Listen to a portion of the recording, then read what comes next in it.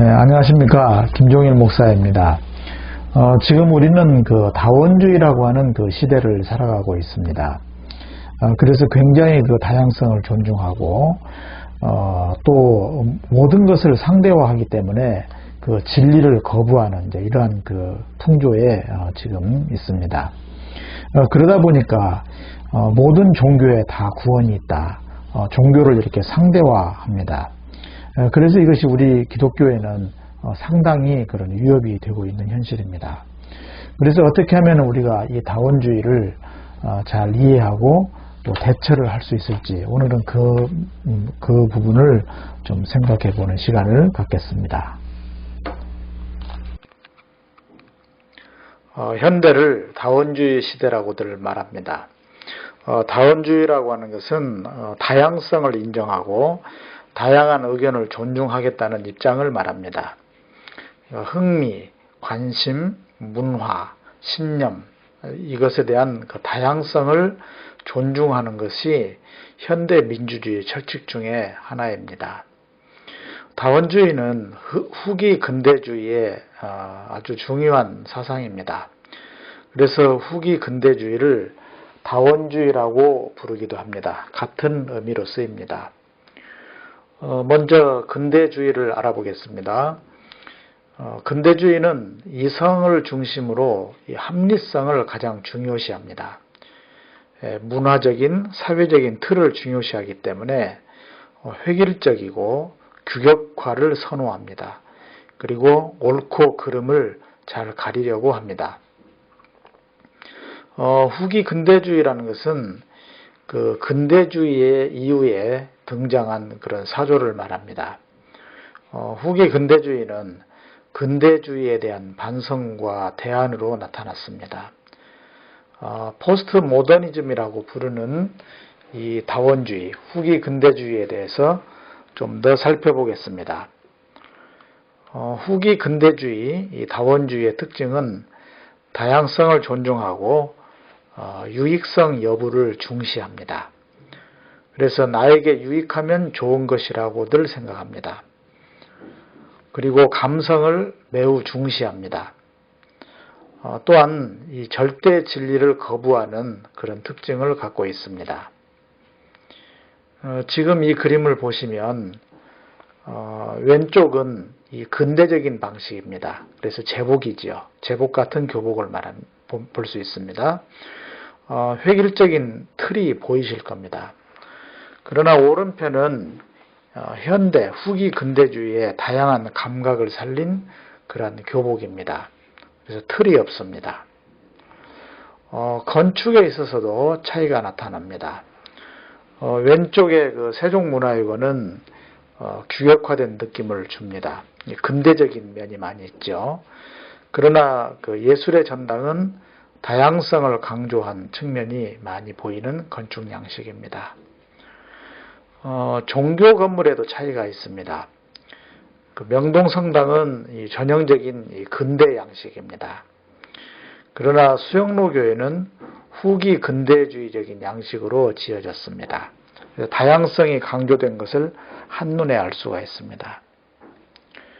그러면 후기 근대주의는 기독교에 위협적이기만 한가? 이 면을 좀 살펴보겠습니다. 많은 기독교인들은 이 다원주의 혹은 후기 근대주의를 위협적인 것으로만 생각을 합니다. 먼저 그 부정적인 면들을 살펴보겠습니다. 다원주의는 진리에 대해 무관심합니다. 아마 근대주의에서 그 절대 진리를 추구하고 선포했지만 큰 효과나 의미가 없었고 오히려 세계 전쟁을 치르는 그런 비극적인 역사를 경험하면서 진리에 대한 관심이 위축되었습니다. 그래서 이제 절대 진리란 절대로 없다라고 생각합니다. 모든 것을 상대적으로 보고 옳고 그름보다는 서로의 차이라고 생각을 합니다. 다름으로 보는 것이죠. 그러다 보니까 종교에 대해서도 절대 종교라는 것은 없다고 생각합니다. 모든 종교에 다 구원이 있다고 주장하면서 결국 그 타 종교를 허용하는 것이죠. 이런 면들을 보면 후기 근대주의는 기독교에 매우 위협적입니다. 그런데 부정적인 면만 있는 것은 아닙니다. 긍정적인 면들도 분명 있습니다. 다원주의는 감성을 중시합니다. 그래서 근대주의가 이성 중심이라면은 후기 근대주의는 감성 중심입니다. 그래서 이제 인간미가 있다고 볼 수 있는 것이죠. 뭔가 좀 따뜻합니다. 또한 다양성을 존중하는 입장이기 때문에 서로 잘 싸우지 않습니다. 냉전 논리나 흑백 논리를 거부하고 대화와 협력을 중시합니다. 그래서 다원주의는 갈등의 완화에 유익한 면이 많이 있고요. 그래서 다원주의의 장점도 많이 있다고 할 수 있겠습니다. 그러면 우리 기독교는 어떤 모습인지를 잠깐 살펴보겠습니다. 우리의 그 모습을 좀 제대로 알면 이 다원주의에 대응하기가 좀 더 좋을 것 같기 때문입니다. 기독교는 절대 진리 체계를 가지고 있습니다. 그러니까 구원에 있어서 타종교의 구원을 허용하지 않습니다. 예수 그리스도만이 유일한 구원의 길이라고 생각합니다. 그래서 분명 기독교는 배타적입니다. 그러나 포괄적인 면도 가지고 있습니다. 오직 예수, 오직 성경 이런 정체성은 타협할 수 없겠습니다. 그런데 성경을 보면 성경 자체에 다양한 신학이 있습니다. 성경 안에서 다양성을 찾을 수 있다는 이야기입니다. 예를 들면 사복음서의 강조점이 조금씩 다릅니다. 같은 복음을 말하지만 좀 다른 면이 있는 것이죠. 마태복음서에서는 하늘나라를 말하고 마가와 누가복음에서는 하나님 나라를 강조합니다. 그리고 요한복음은 영생을 말합니다. 유사하지만은 세밀하게 살펴보면 다른 점이 나타나는 것이죠. 지혜서 안에서도 다양한 면이 있습니다. 지혜서는 보통 잠언, 전도서, 욥기 같은 책들인데요. 이 지혜를 말합니다. 그런데 잠언은 인과 응고론을 강조하고요. 또 전도서나 욥기에서는 불가지론적인 입장을 보여줍니다. 이처럼 좀 같은 지혜를 말하면서도 다양성이 있는 것이죠. 또 교리에 있어서도 획일적이지 않습니다. 다양성이 있습니다. 예를 들면 구원에 있어서도 예정설과 만민구원설이 있습니다. 이 교리 간에 이런저런 갑론을박은 있습니다만은 모두 구원에 대해서 말하고 있습니다. 그러나 강조점에서 차이가 있을 뿐입니다. 한 가지 더 예를 들어보면 천년왕국설도 무려 3가지 견해가 있습니다. 전천년설, 무천년설, 후천년설 이런 설들이 있습니다. 성경을 어떻게 보느냐에 따라서 이런 차이가 나타나는 것이죠.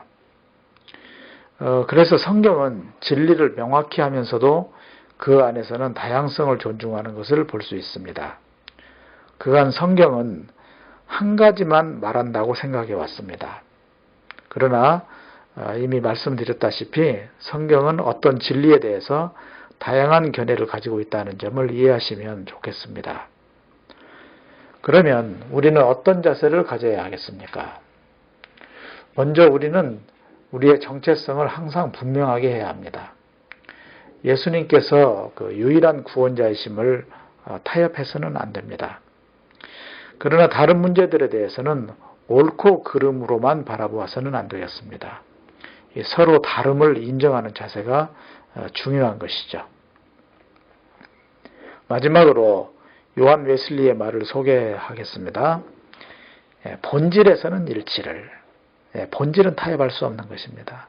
그러나 비본질에서는 자유를, 그리고 이 모든 것에 사랑을, 이런 마음으로 이 시대를 살아가면 참 좋겠습니다. 시청해 주셔서 감사합니다.